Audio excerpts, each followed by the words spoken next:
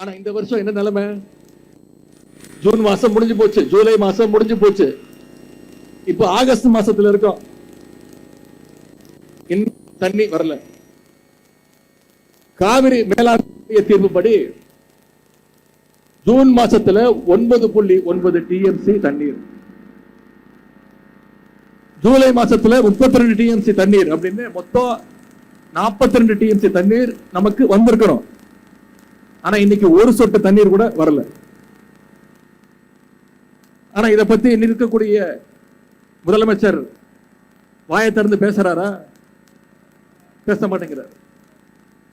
அவருக்கு இருக்கக்கூடிய ஒரே கவலை என்ன? திமுக மேல என்ன பொய் வழக்கு போடலாம், என்ன பொய் கேஸ் போடலாம்.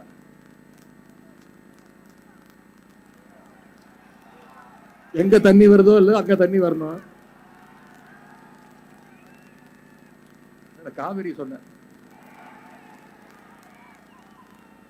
இங்க தமிழ்நாட்டில் ஆட்சி நடத்துறதுக்கு காங்கிரஸ் உடைய தயவு வேணும். அதனால கர்நாடகா காங்கிரஸ் அரசு கேள்வி இல்ல கேட்கவே பயப்படுறாரு. அதே மாதிரி ஒன்றிய அரசை பகைச்சுக்கிட்டா பிரச்சனை வந்துடும். ஆட்சி அமைச்சு 3 மாசம் ஆச்சு, இது வரைக்கும் அவரோட வாயிலிருந்து பாஜகன்னு ஒரு வார்த்தை வந்ததே கிடையாது. அவ்வளவு பெரிய தைரியசாலி. அது மட்டும் இல்ல, நேற்று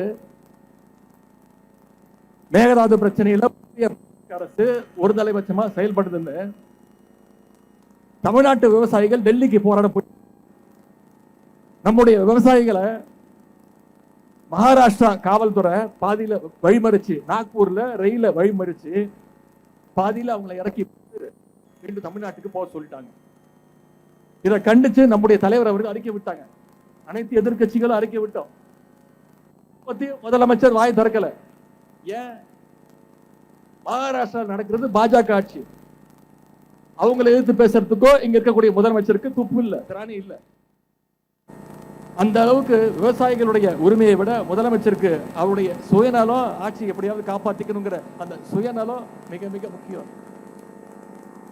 இப்போ ஒட்டுமொத்த விவசாயிகளும் இந்த அரசுக்கு எதிராக திரும்பினதும் ஒரு டிராமா ஆடினாரு. 2 நாளா கர்நாடகாவுக்கு போக போறேன் அப்படின்னு ரீரூட்டாரு. அனைவரும் சொன்னோம், நம்முடைய தலைவர் சொன்னார், தயவு செய்து கர்நாடகாவுக்கு போகாதீங்க, இது மிகப்பெரிய சட்ட போராட்டம் நடந்துட்டு இருக்கு, பல்வேறு ஆண்டுகள் நடந்துட்டு இருக்கு, அரை நூற்றாண்டு கால போராட்டம். திராவிட முன்னேற்ற கழகம் மட்டும் இல்ல, அனைத்து எதிர்கட்சிகளும் சொன்னோம். அவங்களுடைய கூட்டணி கட்சியே சொன்னாங்க கர்நாடகாவுக்கு போக தேவையில்லைன்னு. அதெல்லாம் அவர் கேட்கல. ஆனா கர்நாடக முதலமைச்சர் சொல்லிட்டாரு, தயவு செய்து இந்த பக்கம் வந்துடாதீங்க, உங்களுக்கு ஒரு சொட்டு தண்ணீர் கூட கொடுக்க முடியாதுன்னு கர்நாடக முதலமைச்சர் சொன்னதுக்கு பிறகுதான் அமைதியானார். இவரு கர்நாடக முதலமைச்சரை பார்க்கறது இருக்கட்டும், முதல்ல நம்ம ஊர் விவசாயிகளை உங்களை பார்த்தாரா? உங்களுடைய கோரிக்கைகளை கேட்டாரா? முதல்ல என்ன பண்ணிருக்கணும்? நம்முடைய விவசாயிகள் வர சொல்லி அவங்களுடைய கோரிக்கைகளுக்கு செவிமடுத்திருக்கணும். அதை இந்த முதலமைச்சர் செய்யல.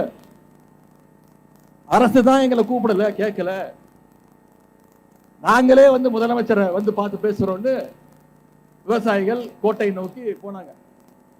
ஆனா அந்த விவசாயிகளையும் குண்டு கட்ட கைது பண்ணி அரசு தான் இந்த குதிரை பேர அரசு. அந்த அளவுக்கு விவசாயிகள் மேல இந்த முதலமைச்சருக்கு ஒரு வன்மம். முதலமைச்சர் தான் இப்படின்னா நீர்வளத்துறைக்கு ஒரு அமைச்சர் இருக்கிறார். இப்படி ஒரு அமைச்சர் நீங்க பார்த்திருக்கவே முடியாது. பத்திரிகையாளர் பார்த்தாலே திருட மாதிரி தலை தெரிச்சு ஓடுறாரு. இந்த கேள்விக்கு பதில் கிடையாது. வேளாண் துறை அமைச்சர் அப்படின்னு ஒருத்தர் இருக்கிறாரு.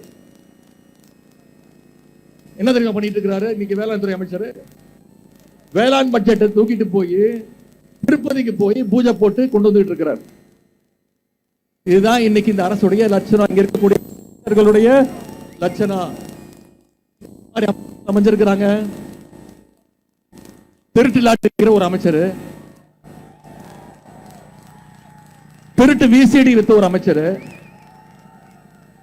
பிளாக்ல டிக்கெட் விற்கிற ஒரு அமைச்சர், உருட்டு கட்டையிலோட சுத்திட்டு இருக்கிற ஒரு அமைச்சர், எல்லாத்துக்கும் மேல போதை பவுடர் அமைச்சர். இப்படி மொத்த கேபினெட்டுமே ஒரு ஜோக்கர் கூட்டமாக இன்னைக்கு தமிழ்நாட்டில் அமைஞ்சிருக்கு. இந்த ஆட்சியில முதலமைச்சர் ரீல்ஸ் போடுறாரு, அமைச்சர்கள் ரீல்ஸ் போடுறாங்க, சட்டமன்ற உறுப்பினர்கள் ஸ்கூலு, ஹாஸ்பிட்டலு, ஏன் பாத்ரூம் டாய்லெட் கூட விட்டு வைக்கிறது இல்லை, உள்ள போய் இருக்கிறாங்க.